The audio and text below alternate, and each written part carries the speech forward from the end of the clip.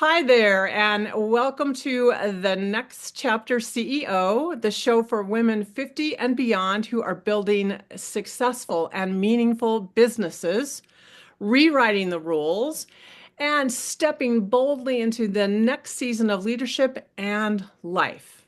I'm your host, Laureen Quick, and I am so glad to have you here listening or watching. Today's episode is going to spark something big. I mean, big, maybe even the book that you have been quietly thinking about, talking about for years. Whether you're a coach, a consultant, healer, speaker, or simply a woman with wisdom and lived experience, you might have been at some point in your life and right now in this particular time thinking, should I write a book? And if so, how in the world do I start? Well, to help us unpack those questions, I am joined by the incredible Lillian, also known as Lil Barcaski. She is the CEO and publisher at Ghostwriters Network. She's a seasoned ghostwriter and someone also who has helped hundreds of people turn their ideas into powerful books. In this conversation, we are going to dive into why women over 50, especially women in business, should consider publishing a book, what will stop us from telling our full story, how publishing has changed over the last several years, and how, in fact, those changes have opened up new paths for women in midlife and beyond to become authors. Plus, Lil will share some behind the scenes insight on what it really takes to write a book and why you don't have to do it alone. So turn up the volume, settle in, and get ready to feel inspired. You might just walk away today believing, yes, I could write a book. And it might just be the next bold move in my business and in my life. So let's dive in. Lil, I want to start by just asking a couple of questions about you, the woman behind the words. So here's my first one. If you could time travel and ghost write a book for any woman in history, who would it be and what would the book be called? Wow, that's a tough question. First, thank you for having me. I really am appreciating being here. Oh my gosh. You know, there are so many amazing women that have lived in the centuries that we've been around. You know what comes to the top of my mind, and she really only died recently, would be I'd love to sit with Ruth Bader Ginsburg. I really wish I had had time with her. Maya Angelou. These are people who've written already and have been written about, but I would love to have the time to sit with either of those two women and talk about what they've experienced. I'm particularly dismayed that Maya Angelou's books have been removed from shelves right now in all of our military academies. And I'm so inspired by her as a human being that to be able to sit and get maybe some different insight with her. And Ruth was just everything. I thought she was brilliant. Going further back in time, I don't know. Eleanor Roosevelt comes to mind. There's so many amazing women that have come through the world and in America alone, much less in Europe, etc. So All three of those women that you mentioned to me are rebels in their time. rebels, yeah, And that is always appealing to me to understand more about a woman who lived life differently than what she should have done when she right. was alive, because it takes a certain kind of courage to do that. And I strive to do that myself, and that would be those conversations would be incredibly inspiring. Yeah, I love that answer. Thank you for sharing that. Top of my head. So, That's good. Second question today would be, you have worked with so many authors. What is something that you have learned about yourself while helping others tell your story? well, I have an interesting story. I tried to write when I was young, and my father was a textbook author. Wrote a textbook with Houghton Mifflin that was used in 38 states. He was, quite brilliant in that realm. I was at that point doing more fiction writing than nonfiction. And he basically said, "Don't quit your day job," which oddly enough is musician. So he wanted me to continue my musical path, which I did. and kind of discouraged me from writing for a long time until I really got into playwriting and had a lot of success with people loving what I was writing. And I'm a better writer than I'm giving myself credit for. I had a lot of, I think I had some self-doubt for the first few years of writing. And now I look at what other people write. I know that I can write at that level, at almost any level. I did learn that I'm better at this. I also have a really good insight for people kind of intuitively what they need to get out of their head and onto a page. People tell me I ask the best questions. And as a ghostwriter, that part of my job, I'm a publisher too. I own GWN Publishing, which stands for Ghostwriters Network, right? And Okay. we publish 4, 5, 6 books every month.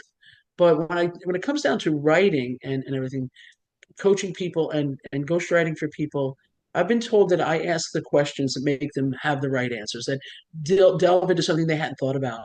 And I think I have this weird, like, kind of almost, transcendental way of getting into people's heads and getting them to say stuff and like, oh my God, I didn't even know I was going to say that. So yeah, pretty Yeah. cool. That's been very good for me. I enjoy that part of it, that interaction with other people to pull out of them what they need to say and what they're maybe afraid to say. And I think that's a skill I've been learned to have. So that's cool. I always wondered, how does someone ghostwrite for someone? Because, I am working on a book and it kind of feels a little bit like my baby. And so when I think about, well, what if I turn that over to someone else to get it finished? Because I seem to have all kinds of trouble making that happen. It's like, how do you trust someone to do that? But it sounds like really it's an intuitive process that you go through where you literally step into their mind almost and see things from their perspective.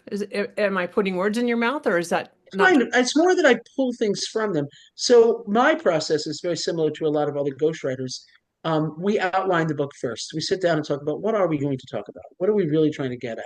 We do the best we can to get at least a reasonably cohesive outline. And this is what we're going to be working on. And then chapter by chapter, I simply tell them to go think about chapter one, think about what we talked about. And then I interview them and I record it and I ask them lots of questions. And sometimes I have to research some things. It depends on the book. I wrote a book for a functional medicine doctor, and she was very new at that. And she sent me off to research an awful lot of stuff about certain kinds of medical things. So that I didn't know anything about. But so I've had to do research. But a lot of my ghostwriting is pulling from the client what they want to say, having them just say it in their own words, and then writing it the way you want to read it as a reader. Because what someone says conversationally isn't going to be the same as what you want to read as a reader. It has to have that tonality, right? So I take what they've said, I use my Otter AI, I pull it into transcripts, and then I do that. Someone like you, who's already written most of it or a lot of it, isn't really a ghostwriting job at that point. It's more of a coaching, more of a maybe developing some of your thoughts, helping you pull it together to finalize it before it goes to proofreading and publishing and things like that. That's interesting. It's funny because I sort of had this idea that if you hire a ghostwriter, you just give them the idea and then they go and they run with it. And that's true. Like so, well, if you're the big books you see from presidents and from sports figures, they don't write any of it. They don't write a word of it. They just say, here, write about me. And of course you're looking at a couple $100,000 for books like those. So it's Oh yeah. a lot more than I charge, needless to say. But but they'll and those books have nothing to do with those people for the most part. Someone you may have politically I may be pissing people off if I say these words, but someone like Michelle Obama wrote her own book. You can tell. You can Yeah. tell she wrote that. It came straight from her heart. Whereas other people that you could tell they didn't write a word of it, and they just hired other people, and they told them kind of, hey, yeah, write a book about this, about how I'm successful in this arena, or I was a great sports figure, or what have you, and they get a little interaction with those people, but if they meet them twice, it'd be a lot. Wow. Whereas you can tell when someone famous has sat down, and they still get help. I'm sure they get editors and content writers, people to get with them and edit it. But you can tell when they're telling their story from their voice, from their heart, completely different. And they still need help, but they don't say, hey, just go write about my story, go research me and find out who my mom was, and that sort of thing. So but there are people who do that for sure. Well, the stories from the heart are the ones that I read. Yeah, The yeah. other ones are like buy them and I put them on my shelf and I read about the first chapter and go, oh, yeah, that's interesting. I'll get back to that later. And I never quite do because there's no connection there. But Right? don't you? You know Yeah. almost immediately. Within the first chapter or two, you go, oh, this person, this has nothing to do with it. And and you can't fool people. AI can't fool people. None of that stuff can fool people. When you write from your heart, I always say in our company, we say writing for the greater good. And when you're writing for the greater good, we write and publish in this company for the greater good. Everything we do has to meet that criteria. I turned down a book last week because it does not meet that criteria. I could not Oh, really? possibly publish that book. So that's the way we work, right? And that's good. It's at least in alignment with me and who I am. So I And hopefully appreciate that. lots of people, and certainly glad it's you. So Great. Well, let me ask a little bit now. Let's focus on some questions all around the whole idea of writing and publishing a book. Maybe kind of outline a roadmap through the conversation we're going to have. If you think about a woman over 50 thinking or considering writing a book, why should she? Especially if she's running a business or navigating or going through a major transition. Why should she bother? What's it worth to her to do that? young people, don't be mad at me when I say this, but most people don't have that much to say before the age of 40, right? Maybe after 40. I have one young lady who's 33 years old. Hmm. Both of her parents were drug addicts. She was on her own by 14. She makes probably three times as much money as I do, and I'm proud of her for it. She is different. She has something to say at 33, and that's her first book. She'll write more, and we've already talked about what the next books will be. But her concept's unusual. Her where she's come from to be a multi six-figure earner, well sought out speaker. That is rare at that age. Okay. It takes you to 45, 50 to have something worth talking about most of the time. You have to go through some things. So it's not unusual that majority of our writers are well over 40, well over 50. I have one I'm working with is 72 right now. That's not the first one I've worked on is that age. She was a high level hair salon stylist, but her dad was mafia for real. And she were talking about her experience growing up in an Italian family, and it's funny, but it's not. And how he put her down and what he did. He was constantly in and out of jail. Most of his life, he was in jail. Most of her life. Came up with so you never know what you have to say, right? Everybody's different. But I think if you're in business and you've established yourself pretty well in business and you're 50 or so and you haven't written a book and you're looking to jump to the next thing, maybe, and I work with a group, I own a company, one of my companies, and I own a few, is newpreneurship.com for people who are new entrepreneurs. And that doesn't mean they don't know a lot, but there are a lot of women over 50. My parents were teachers, love working with teachers and nurses in that field who are now 50 something and going, I'm not doing this anymore. It's time to become a consultant to other nurses or people wanting to become nurses, or teachers who want to become teachers, or sports figures who reach a certain age, baseball players even who get over 40, right? And it doesn't have to be women, but women in golf, right? Maybe they're tired of playing the game, right? Or they're tired of being in corporate America or being, never hitting top CEO level, but they're doing well, but it's like, do I really want to do this until I'm 70? No. Walk away from that job, walk away from the nursing thing, and then do something great. And that's where we work with people who have no idea what it means to be an entrepreneur, but have a ton of knowledge and a ton of skill and so much to offer the world. They've got a wealth of experience and a wealth of knowledge. So we work with them module by module to talk about sales and the difficult clients and what's a value proposition, a mission statement. And while they're doing that, they're writing a book with me. And in 6 months, they go through that program. They learn a lot of the things I know about networking and about what to do and not to do. And they're writing the book one on one with me. At the end of the day, they have a published book and a whole arsenal of how to become a solid entrepreneur. Great thing if you're thinking this is the last year I'm going to teach. This is one of the last years I'm going to be a nurse, right? So we work with that kind of client a lot. And every woman in that group right now, they're all women, are well over 50. Some are well over 60, and that's okay, and that's great. Actually, I really prefer that. I think our sweet spot, my assistant and I, is she's 55, I believe, is 45 and up. We don't really want to deal with anybody much younger than that, to be honest with you. It'd have to be rare for them to fit into that category. So why wouldn't you write a book is the better question. Why would you say, oh, why? You're done? You're not done. I had a woman who wrote two books with me because she came to a conference and I made her stand up and say, I'm not done. She was 65 at the time. That's And she kept brilliant. saying, I said, say it again. And all the girls were younger than her, most of them, all of them, said, I'm not done. Come on, say it with her. I'm not done. I'm not done. She wrote this fantastic book, and she's working on her second one now. So, you're not done. It's as simple as that. Why would you be done? It's not I like you have to go, you're not going to break rocks. You're sitting at your desk writing a book. It's not that hard. You're not going to rake the leaves. It's just write a book, not hard work, I think it's physically. I think that's the truth is for me when I turned 60, I woke up and it was like, okay, you've lived 60 years on this planet, and if you're really lucky, you might have another 30 or 40 left. What do you really want to do Right. with the rest of your life? And I'm motivated because I also know that anything could happen tomorrow. And so I think the timing is perfect for writing a book at our age. And Yeah. I love what you said about we're the ones that have something to share, Right. You got right? something to say. We You have have something knowledge to to share. say. Yeah. I think that's great. And to any listener out there who thinks, oh, I don't, I would make the argument that you probably just haven't delved deep enough inside yourself to realize, oh, yes, you do. You do have something important to say. And we're here today to encourage you to think through that question and consider this possibility for your life. When a woman comes to you and says, "Oh yeah, I love that. I agree with everything you've said, Lil, but I'm really not a writer."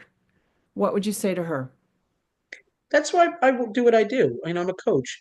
I can help you pull out of yourself the things that you want to say, and then clean them up. You have a lot to say. You don't have to be the next, John Grisham to write a business book or whatever you want to be. You don't have to be someone who is. I know people who my last business partner never got a college degree. He was a high school teacher in high school. I'm sorry, he had a high school degree. He never got past high school, and he wasn't. I'm not going to tell you he was a great writer, but he wrote many many books, and he was able to. I think a lot of people have a lot more ability than they realize they do because it's more about you expressing what you have in your heart, in your soul, in your knowledge, than it is about being a fantastic sentence structure, person. I'll take what you have to say, and that's one way to go. But get somebody to read your stuff. A lot of people I coach. I'm working with a woman who's writing her own book, but I Mhm. meet with her once a week. We've done that for 3 months now. Now she's on her own. She's almost done. But we just ponder ideas and kick ideas around, and then she sends me stuff, and I just clean it up. And it was a coaching program, much much cheaper than hiring me as a ghostwriter. Trust me, way cheaper. But you can see that's a whole other thing. I'll be honest with you, a lot of my clients are millionaires. Some are multimillionaires. One owns a plane. She chose her own plane. So I mean, they can afford me and then some. And they think it's nothing when I say how much it is. They're like, oh, please, where do I sign up? But that's not true of everyone, right? Because I am less expensive than many, many people who do ghostwriting, and they know the kind of job they're going to get and be published at the end. But you can find a way to do that without it costing a fortune. Get someone who's good to coach with you, who can help you stay on track, keep you accountable, and help just clean up what you're writing a little bit. Give you some. Every one of the people I've ever worked with who never wrote before, by the second month or so, their writing improves tremendously because they pay attention and they're listening and they go back and oh wait a minute, I need to do oh wait and they learn because it's almost like taking a class. You're learning while you're going. That's it's easier than you think. It really Writing a is. book to me is like a journey. And so here's a funky question to ask you. If we were, or if this is a road trip, what kind of traveler should be a first-time author? The planner with an itinerary, the spontaneous detour taker, or somebody else completely different? What personality is best suited to start their first book? All of the above. Now, would I say I prefer to work with the planner? Yes. I like to work with people who have, try to be, I'm a Capricorn, the highest order, type A personality, everything. I love having everything organized and all that sort of thing. And not everything in my life. I could be a mess sometimes too, like anything else. But being spontaneous isn't a bad thing either. Some spontaneity is a good, mixture of that. So long as your spontaneity doesn't take you to where you don't get anything done. I had a client who we make a joke about every year. My assistant and I make a joke about worst client of the year. On this particular occasion, we told her she was the worst client of 2023. She laughed. She thought I was kidding. I'm like, no, no, really, you're the worst, because she couldn't make up her mind. I think she was on iteration 8 of the book. She just kept Wow. changing it. Some uncle told her that she shouldn't write the book because it said too much things about the family. So she went back and she went from writing a memoir to a business book. I mean, it was a roller coaster ride of the worst scenario. But that kind of spontaneity I could do without. But being, going, hey, you know what? We should have tried that. Can I change that? Yes. Be spontaneous. Be creative. Your creativity will be honored and respected and enjoyed. But you also have to have some sense of organization, which is why you hire someone who says you do need to outline, and you do. I could tell you, if you're writing fiction, you might not outline, but I recommend you do. And I've Yeah. worked with fiction writers and have them, and they're going to change. I've written many books. I've actually ghostwritten 6 or 7 fiction books, and I'll make an outline from based on something somebody wanted me to write about. One was an interesting story. A woman when she was in high school, literally a serial killer rolled into her town and murdered one of her friends and 5 other girls, raped and murdered them, and one of their boyfriends he murdered as well. Wow. And we wrote a fictional story about this guy's life in which I built.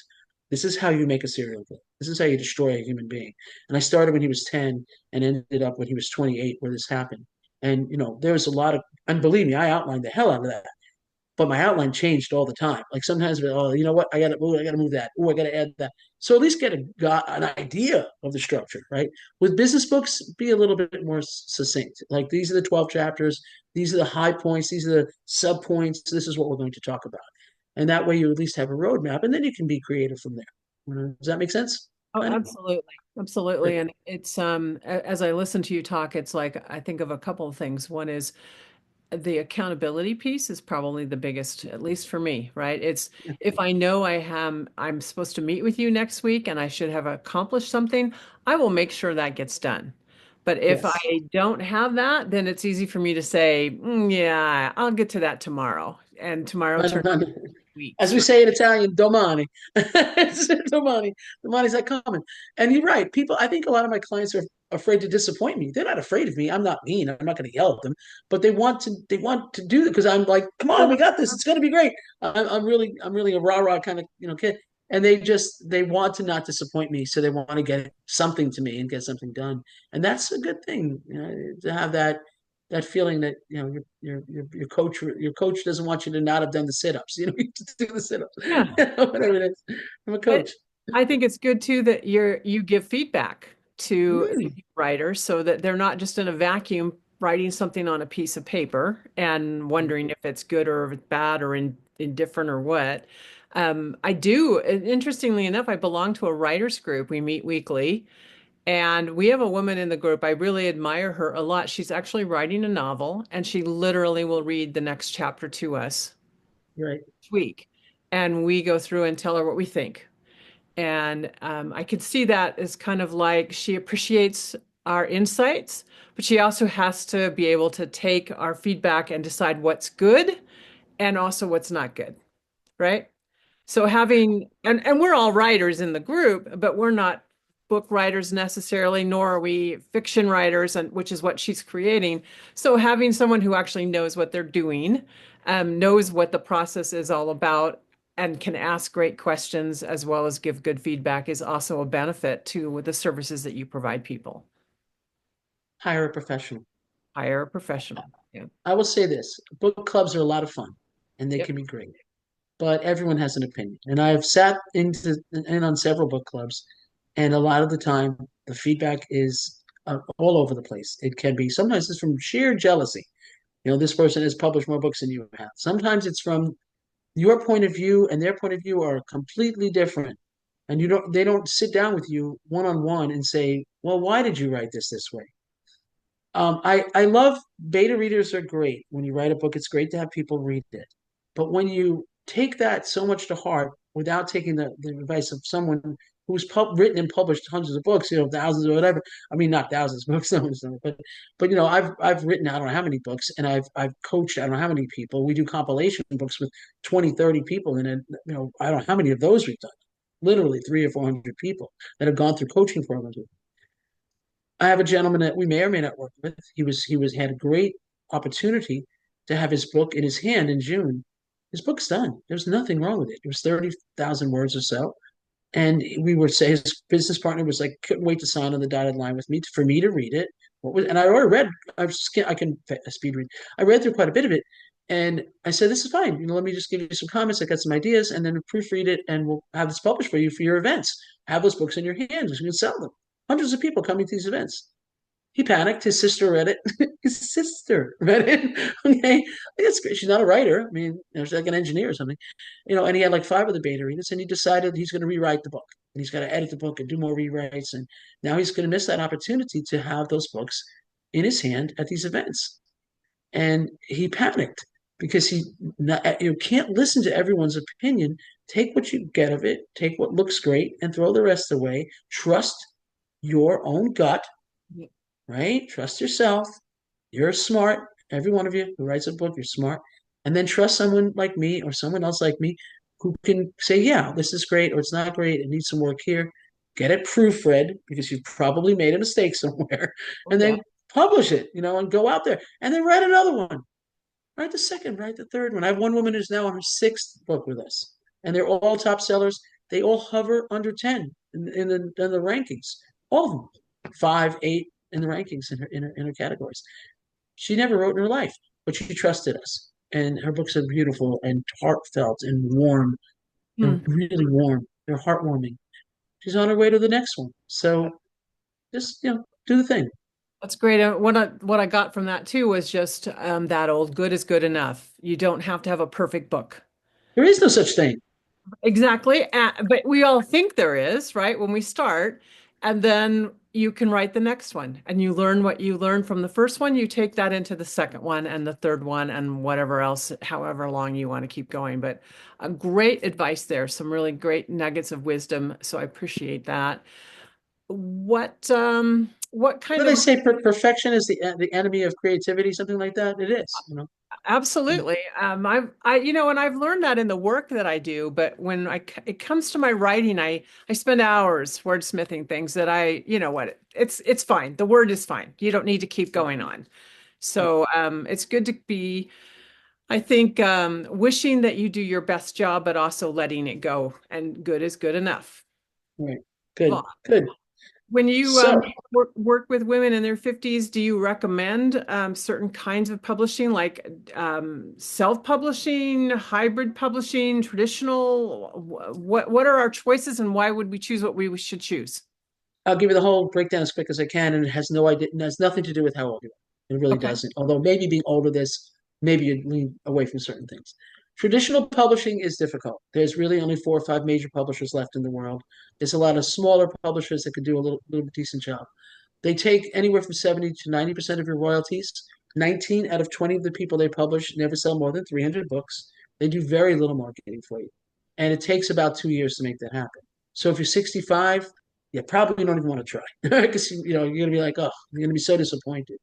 And it's very difficult. It starts with getting in it. You have to write a query letter to agents to get an agent interested. The best way to do that is at conferences where they are. Bring them some stuff. Try to get an agent. Then you have to have a book proposal, which costs upwards of $5,000 most of the time. It has to be really great and a really great query letter, and they will send that out to you for you to the traditional publishers, and then you wait about a year to see if anybody bites. And it's very rare that they bite on nonfiction books from someone who can't promise 10 to 20 to 30,000 books sold immediately. It's a money. I can't blame them. They want to make money. So that's a problem. That's difficult.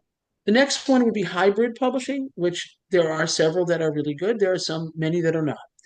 A hybrid publisher will ask you for some money to be involved.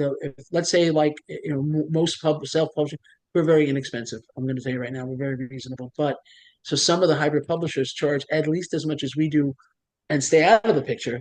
But let's say they say, well, it would be $6,000 for the graphic designers or whatever. You pay 3,000, and we'll split the royalties with you, and then your book will be on their accounts at their company. So every time you try to buy a book, you need to go through them. Every time you try to find out what your royalties are, we need to hear from them. Most of the time, if your book could be bought as an author for $4 to $7, they're going to tack on $2 or $3 to that cost. So where you maybe our book we just did was very small. It was like $3.50 because her book is small. If she were with a hybrid publisher, they would probably charge her $6 for that book every time she tried to buy a book. She has Hmm. no control over it. She didn't do that. She works with us, right? So that's hybrid. Now, some of them are great. If you want to pay somebody 40, 50% of your royalties or more, they better be marketing the heck out of you because they make money when you do, right? So, and some of them do that. but they're typically pretty expensive. And then what we do is called self-publishing. Well, I'm sorry, publishing services. It's kind of like assisted self-publishing. So we don't take royalties. We set you up with we help you get your own account set up. We use KDP, Amazon, and we use Ingram Spark. And we'll set you up accounts on both of those with you so that your bank account is in there and your information. And every time someone buys a book, it goes in your bank account, not mine. But we do all the work. We do all the design work. We get your ISBN numbers. Publishing services companies charge usually anywhere, if it's like a solo graphic artist by themselves, from 2 or 3 thousand to as high as I've heard as high as 15.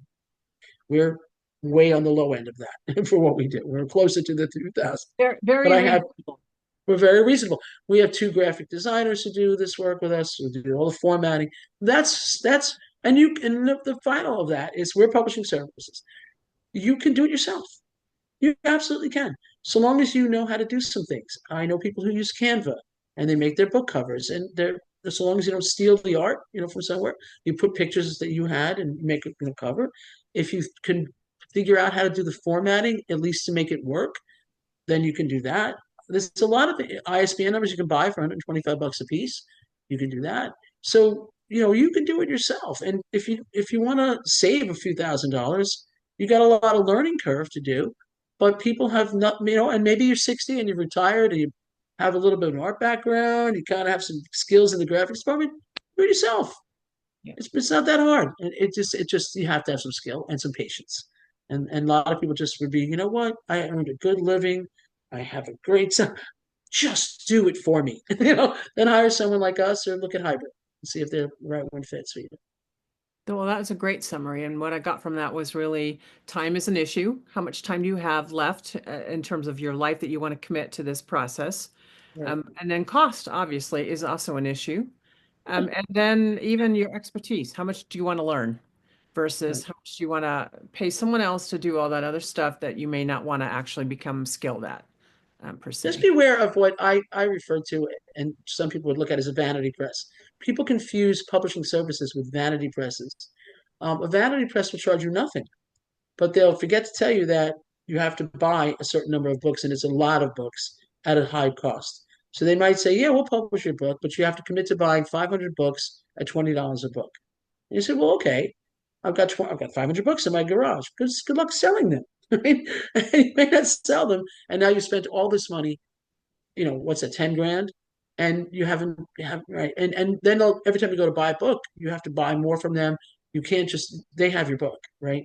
So Right. you're stuck, and they usually have like increments of like 1,000 to start with, and then 500, at least 250. You have to buy large numbers of books from them to get any more books if you want them, and you have to hope to sell them, and you can't sell the book for the list price. You're not making anything.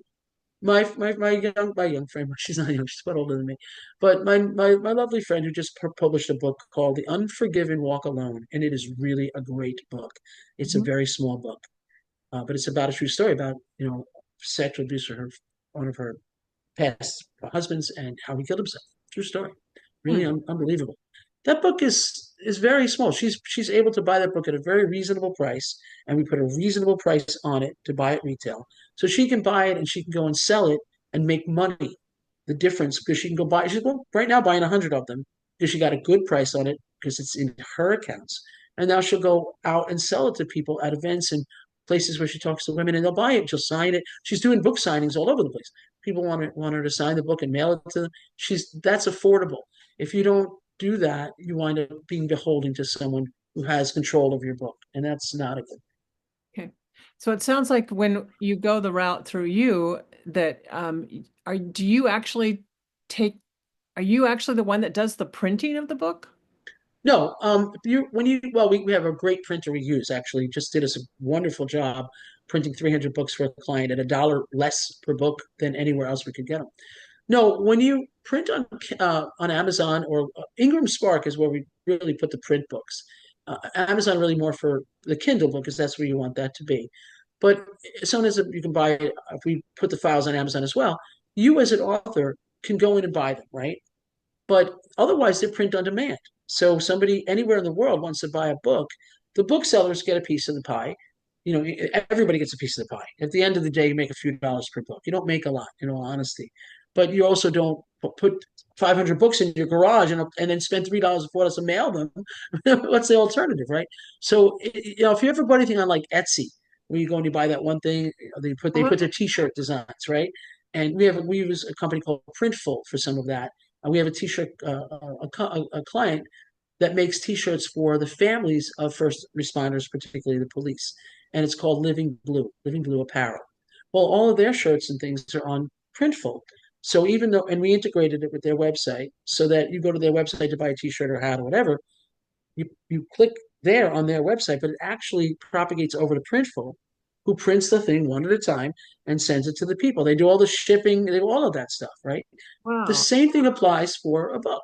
So if someone goes to buy a book on Amazon, they see whatever bookseller is going to print that, they'll get the file, and the file will then be printed, and the book will be sent out. Obviously, that costs a few dollars. This is why, like, if your book is 19.99, the likelihood that you're going to make more than $4 or $5 at the end of the day isn't great because everybody gets a piece of the pie. But Right. then you can also buy that book and go sell it at every conference and everywhere you ever go, and book signings, and yeah, you buy it cheap and go and sell it and sign it. And And then the people love a signed book. Yeah, it's really cool. So, a couple of things there. I did not know that. I assumed that there were warehouses full of books everywhere, but they actually get printed as they're ordered. Amazon will print 100, 200 of a book that they see is selling, and they'll Okay. actually be in a warehouse somewhere. But it's unusual. Like, you have to be someone who's selling a lot of books. They see that. Like, let's say the first week or two, you sell 300 or 400 books. Amazon will then get them printed and set them aside and actually do that. But it doesn't happen most of the time. Very interesting. And then, do you also recommend to your authors that they do both like a Kindle and a hard book, or do you recommend that they do one or the other? I know all of it. We don't do only Kindle books. Very rarely do we do that. That's great, but the only time we don't recommend a Kindle book is if it's a heavy duty workbook and you really need to write in the book, and Right. like you can't download that. It's not possible. You can't download a Kindle. So if you want them to interact with the book, then you don't necessarily need a Kindle version of it. Although it doesn't cost anything, so why not? Somebody might read it and get something out of it. But we do paperback for most of our books, hardcover when they want it. Hardcover can get expensive. It's a lot more, money. Mhm. I wrote a book with one of my clients. The woman I was talking about was writing the sixth book. We wrote a book together. It's actually an activity book for seniors, particularly, and it's called Your Walk in Rose's Garden, and talking about the stepping stones of life. And it's 200 gorgeous pages, 8.5 by 11. And in each page, in each section, we talk about, like, where's your family from? What's your family history? What countries? And so they have places to put pictures of Italy and Poland and stuff for me and whatever. And then they have, like, what was it like when you were this age? Tons of questions and lines for them to answer and pages for them to paste stuff in, and like a photo book. It's beautiful. And that book we did hardcover and softcover. And we did, I don't even know if we have a Kindle on that, to be honest with you. What was the point? The point is for Right. them to pick Well, the book up and write it so that someday, like, your great grandchildren would see, oh my God, that's my grandmother Laureen's handwriting. She pasted that herself in this book. Wouldn't yeah, that be fantastic? So that kind of book, you don't need a Kindle for. right. But most of these books, yeah, why not? It doesn't cost anything. It's nothing to set it up. It's free. The setup is free. It's And amazing. Kindle, you make a decent amount of money. Like a business book, people will read that because they like to read it on their. Now you can do it any device. It doesn't have you don't have to own a Kindle. Right. So you make about 70% of that money. So if you charge $6, you make four of it pretty much for doing nothing. So why not? Absolutely. And you help format that for that electronic book Yeah, and because it's I would very particular. It's not what people think. It's not easy. I just read a book and the formatting was off, and so in the middle of a sentence it'll chop down and go down, and the paragraph is not normal looking, and it's very hard to read that. And it Did happened it quite a have bit. graphics in it? Did it have a lot of graphics in it? No, none at all. But whoever Hmm. did that formatting, it was not good. They didn't do it right. Great book, Well, but there's bad formatting. there's fixed and there's reflowable. Okay. And if you have a lot of graphics, you have to do a fixed format. And that's difficult for some people. They've got to do this to move around, but your graphics will be all over the place if you don't do that. Whereas if it's just text, you can do reflowable and it should just flow right through if you do it right. You probably use the wrong formatting. I would guess that's true. Another question for you. When you work with your authors, women in particular, are there things that they leave out, typically will leave out of a book that you would tell them, oh, you need to include that? We don't make anybody include anything that they don't feel comfortable about. We have an author that's working on a book, and her husband died of something that she doesn't want to share. We're still sharing her story of being a young widow and how it affected her. But the reason he actually died, we're not sharing because she doesn't want to share. She doesn't want But to share. we've danced around that, and it's okay. We work with a woman who wrote on gray divorce, divorce over 50, specifically usually from people with a lot of money, husbands that walk away and say, you know, the secretary's better. That story. The Happens 30-year-old secretary a is nice. lot. I think I like that 35-year-old secretary. Yeah. And they want all the money. And their answer is, well, you didn't work. You were a stay-at-home. Blah, blah, blah, blah. I'm going to keep all the money. Well, she wrote a book about her husband and being a narcissist and trying to keep all the money. We changed his name. We changed some stuff. We had to Yeah. because she's waiting around for him to give up some of the $6 million he's been hiding, Wow. and doesn't want to give her any of it. And she followed him all over the country for 30 odd years. So So yeah, for an some things you author leave then, out. if you feel there's just some things that should remain private, in terms of telling your personal story, you encourage them to follow their intuition, to follow their heart. Let me ask you one of my favorite questions: Yeah. Is a memoir fiction or nonfiction? I think any story is fiction. There you go. It's both, right? Yeah. It is some part nonfiction, but you show me a memoir, I'll show you a book with fiction. You don't remember what happened when you were 20 to the exact amount, the exact moment. The woman who Yes. said 72 can't remember which dates things happened. She doesn't know what somebody said exactly. And it's her recollection. It's coming from her point of view. Her sister has a totally different point of view. We're bring her in the book.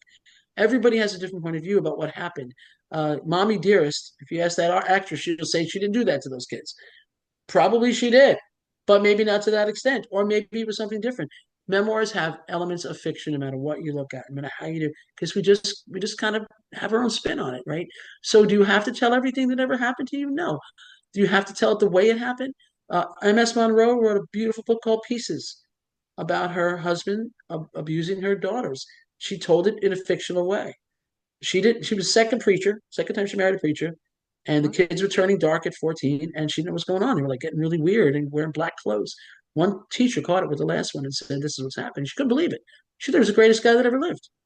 He was sexually abusing all of them. She made a different number of girls, she changed their names, but she told the story in an eloquent way that just really breaks your heart. And it's okay to do that. It's okay to fictionalize something or to leave something out if your mother's alive and you're going to hurt your mother. I wrote a book with a woman who's never going to publish her book. She was one of the first children of the Hare Krishna movement. Hmm.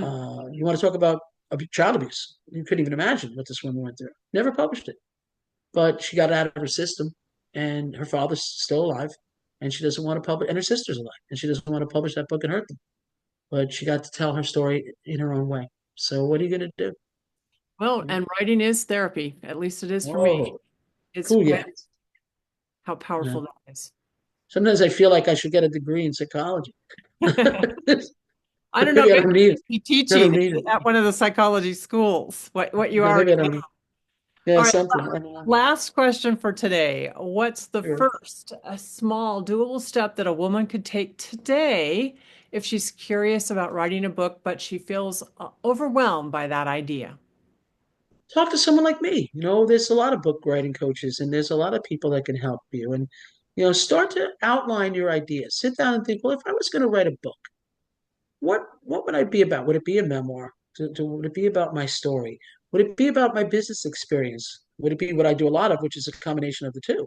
We do what we call business memoirs. The last book we published this week, well, no, I think there's two more this week, but a couple of days ago, we published one of our books from this month by a woman named Rachel Supala.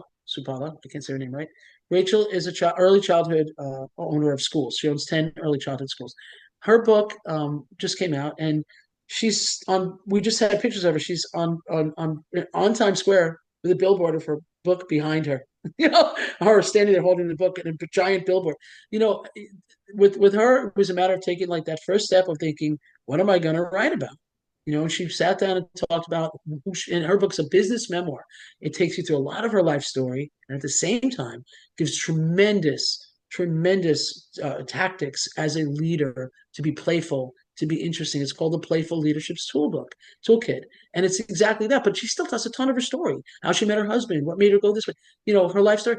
Her father and mother having problems. So you can do both. You can tell a little bit of your story and at the same time give concrete advice and real skills and real action items that reflects how this helped you become the leader you are, and this helped you become the salesperson you are, whatever it might be. Stories are everything.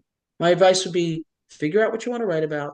Remember to tell stories. Start to gather the stories that will make sense for whatever that is, because we don't want to just have blah blah blah. Tell a story, Story. right? Yeah. Yeah, Yeah. tell a story, and then find someone that you trust who you can work with, and have them sit down with you. And most people, I don't charge anybody for half an hour of my time. They jump on my Calendly link and they take a half an hour with me, and we talk about whether they want to do it, whether I'm the right fit, whether they can afford what I do, or what level, where in my train of things that I offer do they fit. So find somebody I would say people say do business with people you know, like, and trust. I don't believe that. I believe you do business with people you like, because likability is one of those things. And if you immediately feel like you like someone, then you start to get to know them and eventually you trust them. So find somebody that some spark says that's the person, that's the one I should talk to, and I want to see what they have to say, and then go from there. Wow. And we'll put a link, your calendar link in our show notes if that's good, and people can reach out if Sure. they're listening and It's feeling. so, and mine is the easiest one. My name is Lil, Lil, and I'm a ghost writer. So it's Lil the Ghost at Calendly. So if you go to calendly.com and put in Lil the Ghost, you're going to find me. And I love to talk to I love chatting with people. I have time to do that as I go along my day. So yeah, I love to meet with anybody who wants to talk about a book. That's what I do. Great. We'll include that link in the show notes. I just want to say, Perfect. wow, this has been a rich and very inspiring conversation with you, Lil. I thank you for being here today. I hope all my listeners are walking away with a fresh perspective on the idea of writing their book, maybe even have a few goosebumps of excitement. And maybe even there's a little voice nudging inside you saying, it's time now to take action. Because if not now, when is what I would say to you.